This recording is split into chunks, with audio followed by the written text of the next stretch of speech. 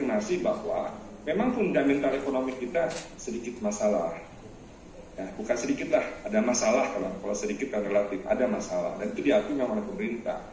Ya. Yang sama kita juga berhadapan dengan semacam krisis yang sudah mulai mengarah kepada resesi. Ditandai dengan terjadinya pertumbuhan ekonomi di kuartal kedua kemarin yang minus, ya, hampir 5 atau angka-angka sekitar segitu. Dan hal ini juga bukan yang pertama, ternyata di kuartal 1, 2, bahkan di semester terakhir dan kuartal terakhir di 2019 juga terjadi pertumbuhan minus. Nah, inilah yang menimbulkan perdebatan apakah Indonesia akan masuk kepada resesi nantinya dan bagaimana sebenarnya solusi untuk keluarnya. Ini akan kita bicarakan pada hari ini. Untuk itu, mungkin untuk yang pertama, dan nanti setelah dari narasumber yang virtual datang, kita juga akan memperkenalkan nanti apa tema-tema kita pada hari ini. Baik, Pak Misbakun. Pak, dia nanti mengamati dia. Baik, Pak Misbakun. Tentu tuan rumah dulu ini etikanya. Jadi tolong Pak Misbakun, bagaimana sih sebenarnya ini kita sudah beberapa kali pengalaman, tapi kali ini agak unik ya, agak berbeda, dan ini juga dialami oleh seluruh dunia. Tadi dalam diskusi singkat juga Pak Misbakun telah menyatakan ini sudah disebut dengan resesi ekonomi. Nah, tentu kita bicarakan juga bagaimana sebenarnya solusinya. Silakan Pak Misbakun.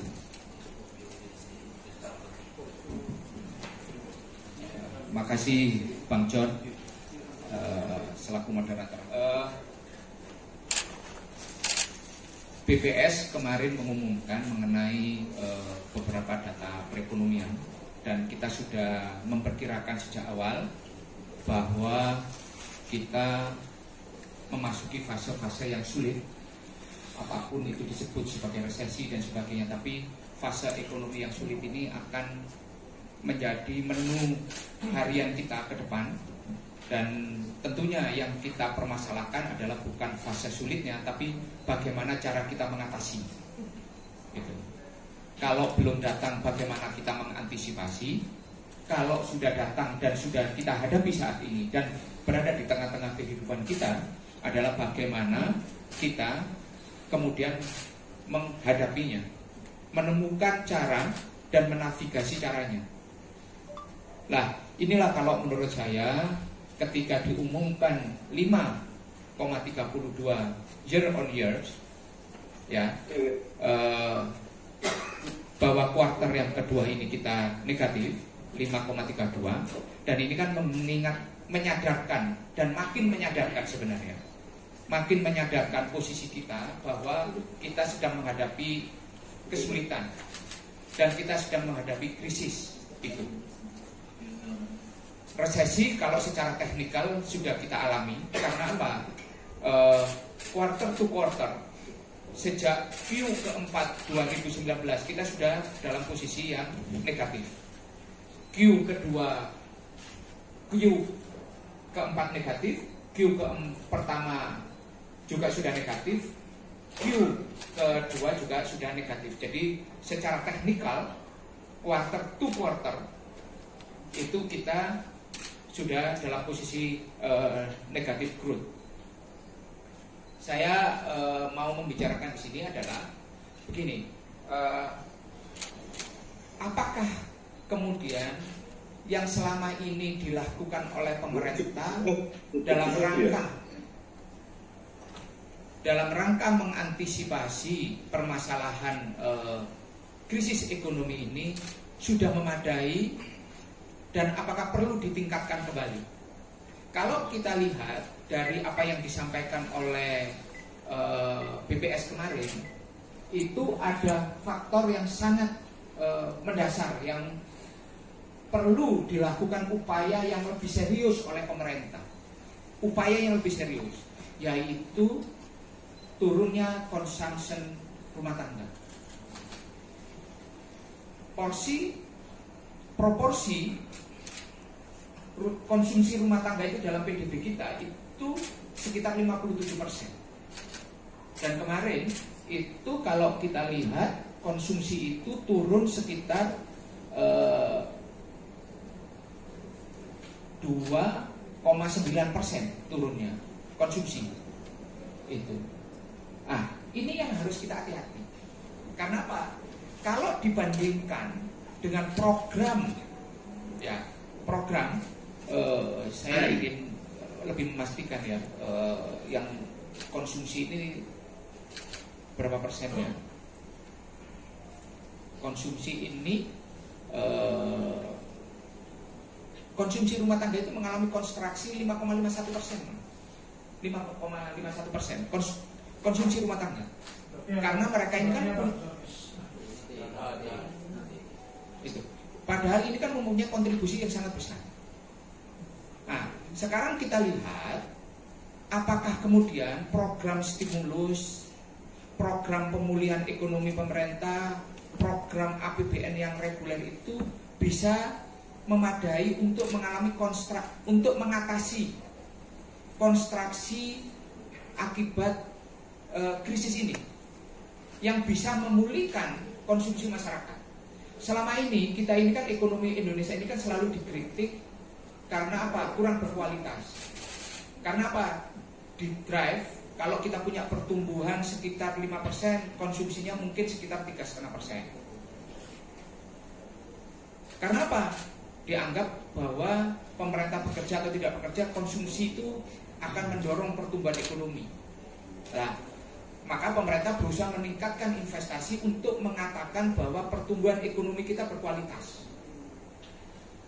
Tadi bagaimana menuntut pemerintah supaya lebih banyak memberikan insentif, lalu ada lagi fenomena fintech, pinjaman dari lembaga keuangan yang dalam tanda petik kadang-kadang tidak jelas kepada publik. Ini juga bisa mengancam sebenarnya kalau ini tidak kita atasi dengan baik. Nah, tentu kita juga minta Pak Pit juga ingin mengaitkan sedikit dengan kondisi regional itu sebenarnya apa, dan apa yang sebenarnya bisa kita manfaatkan dari Indonesia, dan terakhir tentu seberapa kuat daya lentur kita dalam menghadapi resesi ini kalau memang sudah dikatakan resesi. Silakan Pak Pit. Terima kasih. Assalamualaikum warahmatullahi wabarakatuh. Yang saya hormati Pak Misbahkun, Pak Eki, dan juga Pak John. Merupakan kebanggaan saya untuk bisa hadir di sini di ruang yang sangat keramat ini dengan teman-teman semua. Walaupun ya topik kita tidak begitu menggembirakan ya, topik bicara tentang resesi bukan sesuatu yang menggembirakan. Ya, saya sependapat tadi disampaikan oleh Pak Misbahkun dan juga oleh Pak Eki ya. Indonesia secara teknikal sudah resesi ya. Karena secara definisi yang disebut dengan resesi adalah apabila kita mengalami pertumbuhan ekonomi negatif ya, secara 2 triwulan berturut-turut ya. Kalau secara year on year memang belum ya, karena pada triwulan 1 kita masih positif, hitungan year on year kan. Jadi pertumbuhan ekonomi di triwulan 1 dibandingkan triwulan 1 tahun 2019 masih positif ya. Kemudian yang kita negatif baru di triwulan 2 secara year on year, triwulan 2 tahun 2020 dibandingkan triwulan 2 tahun 2019. Tapi kalau dilihat dihitung pertumbuhan ekonominya quarter to quarter ya, berarti quarter 1 ya dibandingkan quarter 4 2019 ternyata kita sudah negatif ya. Kalau dibandingkan dengan quarter 2 dibandingkan quarter 1 itu juga negatif. Jadi sudah 2 triwulan kita mengalami negatif. Artinya ini kita sudah secara teknikal itu sudah resesi. Tapi sebenarnya bukan itu esensinya kan. Esensinya sebenarnya adalah kita sebenarnya sekarang ini dalam kondisi resesi. Terlepas apakah itu resesi teknikal atau resesi yang sebenarnya ya. Dan kita yakin juga ya, insya Allah ya, ini walaupun bukan sesuatu yang menggembirakan, quarter 3 ini secara year on year kita tetap akan negatif. Tinggal kita nunggu nanti bulan Oktober BPS akan secara resmi mengumumkan kita akan pertumbuhan negatif. Kenapa? Ya, karena di tengah wabah sekarang ini ya, sebenarnya sangat mudah untuk membayangkan pertumbuhan ekonomi itu pasti negatif. Kan pertumbuhan ekonomi itu kan komponennya kan konsumsi, bentuknya konsumsi, investasi, ekspor, impor, dan semuanya itu di tengah wabah ini pasti turun. Kenapa? Karena wabah ini membatasi aktivitas sosial ekonomi. Ya.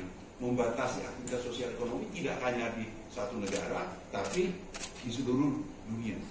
Ya. Artinya, di tengah kondisi wabah sekarang ini, aktivitas sosial ekonomi yang terkait dengan konsumsi akan turun di seluruh dunia, terkait dengan investasi turun di seluruh dunia, dan ekspor impor turun di seluruh dunia. Ya. Nah, negara-negara yang bergantung kepada ekspor mengalami kontraksi yang jauh lebih besar, karena umumnya negara-negara itu nanti penurunan ekspornya yang jauh lebih dalam. Nah, oleh karena itu saya selalu mengatakan resesi sekarang ini adalah sebuah kenormalan baru. Justru sekarang ini semua negara kan mengalami resesi. Apakah itu resesi teknikal atau resesi yang umumnya, itu sudah secara ofisial beberapa sudah dinyatakan resesi, termasuk Singapura, Korea Selatan, Amerika, banyak negara yang sudah resesi secara ofisial karena triwulan 1 dan triwulan 2 mereka mengalami pertumbuhan ekonomi yang negatif. Jadi sebuah kenormalan baru, sebuah hal yang tidak terelakkan. Semua negara akan mengalami resesi di tengah wabah.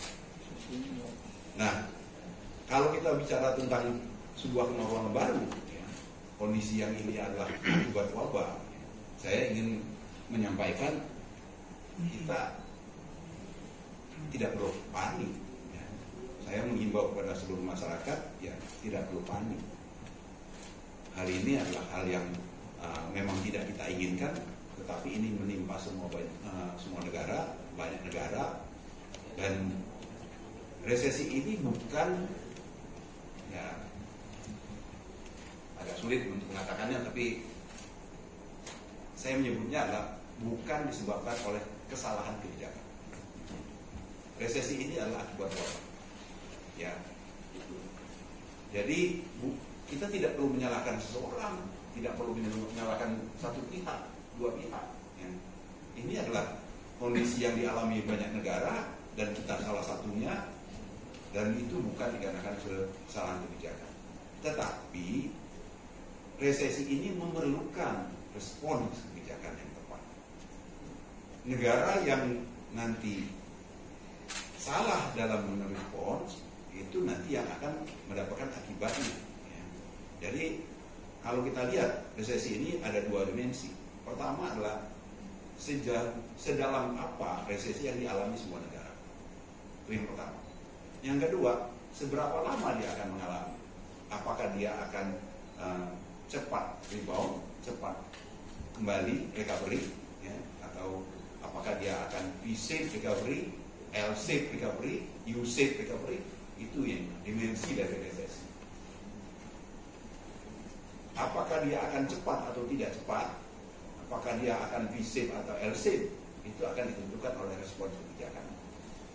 Mereka yang tepat mengambil kebijakan itu akan mengalami V-shape recovery. Mereka yang salah mengambil kebijakan dia akan mengalami L-shape recovery. Kita akan bicara tentang tentunya utamanya adalah solusinya kan, respon kebijakannya yang akan membawa kita kepada sebuah recovery yang cepat, sebuah recovery yang fisik. Dan untuk ini kita harus paham sekali apa yang menjadi penyebab dari resesi ini. Resesi disebabkan oleh wabah.